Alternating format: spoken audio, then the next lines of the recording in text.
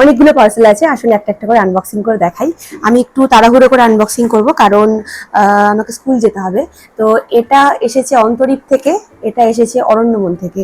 তো অরণ্যমনে প্রায় 2 মাস আগে একটা সেল চলছিল, এবং সেখান থেকে আমি 3টে বই অর্ডার করেছিলাম, এবং এখনো অবধি সেটা খোলা হয়নি। আপনাদের সঙ্গে খুলবো বলেই রেখে দিয়েছিলাম, কিন্তু আর খোলা হয়নি। তো 2টো বই আমার মনে আছে, কিন্তু 3 নম্বর বইটা আমি কি অর্ডার দিয়েছিলাম সেটাই আমি ভুলে গেছি।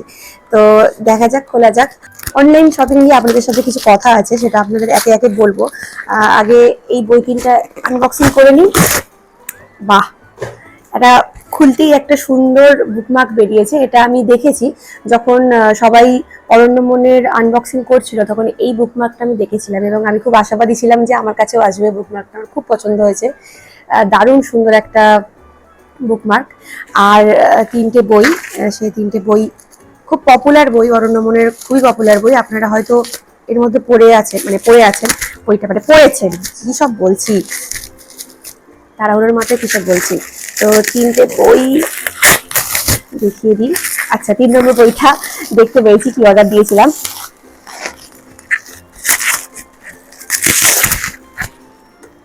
বাহ, খুব সুন্দর পার্সেলটা করা। এখনো মনে হয় অরণ্যমনে ছাড় দিচ্ছে, কিন্তু এটা আগের বারের ছাড় থেকে কেনা হয়েছিল। হ্যাঁ, কিনেছিলাম, আবারও বলি কিনেছিলাম, অর্ডার দিয়েছিলাম। আসলে আমি সব বই কিন্তু কিনি না, আমাকে কিছু বই আমি কিনি, কিছু বই আমি কোলাবোরেশনে পাই, কিছু বই আমি উপহার হিসেবে পাই। তাই সেটা আমি আগে থাকতে বলে দিলাম। এই নিয়ে অনেক কথা হচ্ছে। তো প্রথম বইটা হচ্ছে জলেশ্বরী, ওবায়দ হকের লেখা। এটাও খুব পপুলার বই, এবং ইতিমধ্যে আপনারা অনেকেই পড়ে ফেলেছেন হয়তো। এবং আমি ওবায়দ হকের লেখা বই আগে কখনো পড়িনি, এবং আমার বাংলাদেশি পাঠক বন্ধুরা কিন্তু আমাকে সাজেস্ট করেছিল যে ওবায়দ হকের লেখা পড়তে। নয়তো এখন যেগুলো মানে প্রচলিত, মানে যেগুলো ট্রেন্ডিং বাংলাদেশি বই, সেগুলো একেবারেই পড়তে আমাকে বারণ করে। তো এই বইটাই অর্ডার দিই। আর একটা বই আমার কাছে আছে ওবায়দ হকের লেখা, দেখতে পাচ্ছেন কি জানি না, এইখানেই আছে, কামরাঙা একটি শাড়ি কামরাঙা বোমা, অরণ্যমনেরই বই। তো এই বইটা দেখতেও সুন্দর কি বইটা, এই জন্য এই বইটা অর্ডার দিয়েছি। এই বইটা দেখি পড়া যাবে, কবে পড়বো। আর এই বইটার দাম হচ্ছে কত দাম যেন দেখতে পাচ্ছি না, 250 টাকা। তো এটার উপর কত পার্সেন্ট, 28% না কত পার্সেন্ট ছাড় দিয়েছিল, 168 টাকা এরকম দাম পড়েছিল। তারপরে বইটা দেখাচ্ছি। তারপরের বই হচ্ছে অলিকপুর ক্রনিকলস, এটা সমুজা দাসের লেখা। সমুজা দাস না সমুজা দাস, আমি ভুল বলতে পারি, আমাকে একটু ঠিক করে দেবেন। তো আমি এই লেখিকার বই আগে কখনো পড়িনি, এবং আমি আপনাদের থেকে জিজ্ঞাসা করেছিলাম যে সমুজা দাসের লেখা যদি আমি পড়া শুরু করতে চাই তাহলে কোন বইটা দিয়ে শুরু করব। তখন কিন্তু সবাই আমাকে মানে বেশিরভাগ লোক আমাকে এই বইটা সাজেস্ট করেছিল, যে বলেছিল দিদি 90s-এর একটা ভাইব আছে, তো তোমার ভালো লাগবে। আর আমি এই ধরনের বই পড়তে ভালোবাসি। তো এই বইটা প্রচ্ছদটা কি মিষ্টি আর কি সুন্দর একটা প্রচ্ছদ, এবং এই বইটা পড়ার জন্য আমি খুবই এক্সাইটেড। এবং এই বইটা আপনারা কে কে পড়েছেন অবশ্যই জানাবেন। এইটারও দাম 250 টাকা, এবং এটাও ডিসকাউন্ট দিয়ে ওরকম 168 টাকা না কত পড়েছিল। তো এটা গেল দ্বিতীয় বই। 3 নম্বর বই হচ্ছে, এটাও খুব পপুলার বই, অরণ্যমনের নোনা বালি চোরাটান, সৈকত মুখোপাধ্যায়ের লেখা। এবং এটা সম্ভবত ডার্ক ফ্যান্টাসির উপর লেখা। এবং সৈকত মুখোপাধ্যায়ের ডার্ক ফ্যান্টাসির কি যেন নাম বইটার, ঈশ্বরের নষ্ট ভ্রূণ, এটা আমি পড়েছিলাম, মানে ওটা আমি পড়েছিলাম, এবং অদ্ভুত লেগেছিল আমার। মানে ডার্ক ফ্যান্টাসি আমি ওরকমভাবে পড়ি না, তো কিন্তু মানে ভালোই লেগেছিল বলতে গেলে। তো সেই জন্য এই বইটা অর্ডার দেওয়া। এটা সম্ভবত ওরকম টাইপের কয়েকটা গল্প আছে, গল্প সংকলন নাকি, হ্যাঁ কয়েকটা গল্প আছে, ওরকম ডার্ক ফ্যান্টাসি টাইপেরই গল্প আছে। সূচিপত্রটা দেখতে পাচ্ছেন কিনা জানি না। তো এটাও আমাকে একটা ভাইয়ের দেখে আমি কিনেছিলাম, ও বলেছিল যে বইটা খুব ভালো, একটু তোমার পক্ষে একটু চাপের হয়ে যেতে পারে, কারণ ডার্ক ফ্যান্টাসি ও জানে যে আমি এ ধরনের বই পড়ি না, তবু সব রকমেরই বই এবার আমি ট্রাই করছি, তো এটাও অর্ডার দিলাম। তো এই 3টে বই হচ্ছে, ও আচ্ছা দামটা আগে বলে দিই, এই বইটার দাম হচ্ছে 275 টাকা, এটাও ছাড় দিয়ে খুব কমই পড়েছিল। তো এই 3টে বই হচ্ছে অরণ্যমন থেকে নিয়েছি, জলেশ্বরী, অলিকপুর ক্রনিকলস, আর হচ্ছে নোনাবালি চোরাটান। এই 3টে বই গেল অরণ্যমনের। বহুদিন পর, প্রায় 2 মাস পর আমি আনবক্সিং করছি। আচ্ছা, নেক্সট বই হচ্ছে একটা কমিক্স। হ্যাঁ, কমিক্স। আমি কমিক্স বলতে ওই শুকতারা মাসিক পত্রিকা নেওয়া হতো আমাদের বাড়িতে। তো তখন ওখানে একদম প্রথমে থাকতো মাটুলদা, তারপরে থাকতো শেষের দিকে থাকতো হাঁদা ভোদা, আর মাঝখানে থাকতো বাচ্চু বিচ্চুর জাদুশক্তি। তো এই তিনটে কমিক্সের বাইরে আমি সেরকমভাবে কমিক্স পড়িনি। আর নন্টে ফন্টে পড়েছি, কিন্তু মানে বড়দের যে কমিক্স হয় সেরকম কমিক্স আর পড়িনি। আর বড় হয়েও আর কোনো কমিক্স পড়া হয়নি, ইংলিশ কমিক্সটা পড়াই হয়নি। তো এটা আমাকে কোলাবোরেশনে দিয়েছে একজন, কারা যেন দিয়েছে, আমি ভুলেও গেছি। অনেকদিন আগেই দিয়েছে কিন্তু খোলা হয়নি। এবার ব্যাপারটা বাজে হয়ে যাচ্ছে না খুললে, না রিভিউ করলে। তো ভাবলাম যে খুলি, ভিডিও করে খুলবো বলেই বইগুলো রেখে দেওয়া, এবং সেজন্যই এত দেরি হয়ে যাওয়া। কিসের কমিক্স আমি সেটাও ভুলে গেছি। দেখা যাক। ইংলিশ কমিক্স একটা, এবং আচ্ছা দেখতে পেয়েছি। তো এটা হচ্ছে কি, এটা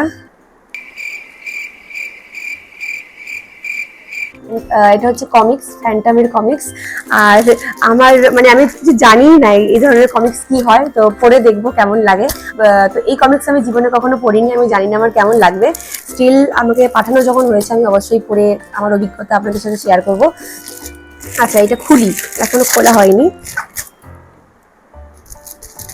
আচ্ছা, আপনারা কে কে কমিক্স পড়তে ভালোবাসেন অবশ্যই আমাকে জানাবেন, আর আমাকে কিছু কমিক্স সাজেস্ট করবেন। আচ্ছা, এর ভেতরে দুটো কমিক্স আছে, দুটো বই আছে এর ভেতরে। আচ্ছা, একটা, ও আচ্ছা আচ্ছা আচ্ছা, ও আচ্ছা, একে তো আমি চিনি। এই দুটো বই, কোনটা আগে পড়তে হয় কোনটা পরে পড়তে হবে তাও জানি না। আপনারা যদি জেনে থাকেন অবশ্যই আমাকে জানাবেন। খুব সুন্দর সুন্দর আর্টওয়ার্ক আছে।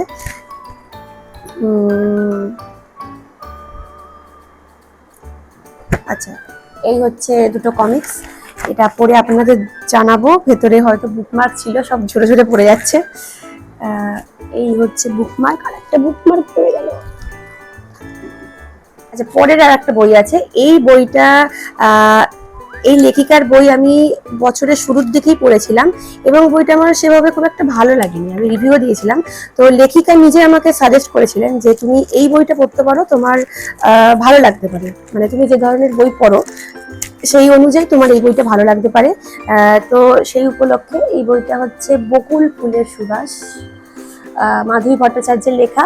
এবং এখানটা দেখে আপনারা হয়তো গেস করতে পারছেন যে এটা দেশভাগের উপর লেখা একটা বই।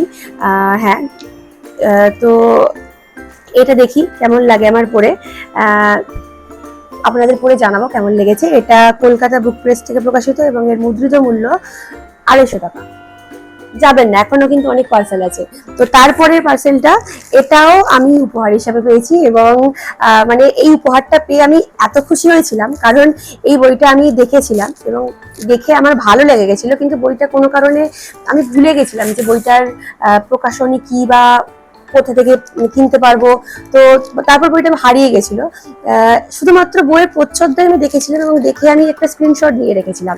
তারপর যখন বইটা আমি উপহার হিসেবে পাওয়ার কথা হলো, তখন তো আমি মানে প্রচুর আনন্দিত হয়েছিলাম। এখনো বেরোয়নি বইটা। বইটা একটা ছোটদের বই, শিশু সাহিত্য বা কিশোর সাহিত্য। এবং আমি যত বড় হচ্ছি, মানে কিশোর বয়সে কিশোর সাহিত্য পড়তে আমার যতটা না ভালো লাগতো, এই বড় যত হচ্ছে তত কিন্তু কিশোর সাহিত্য, শিশু সাহিত্য পড়তে ভালো লাগছে। এবং এই বইটা হচ্ছে কিট্টু।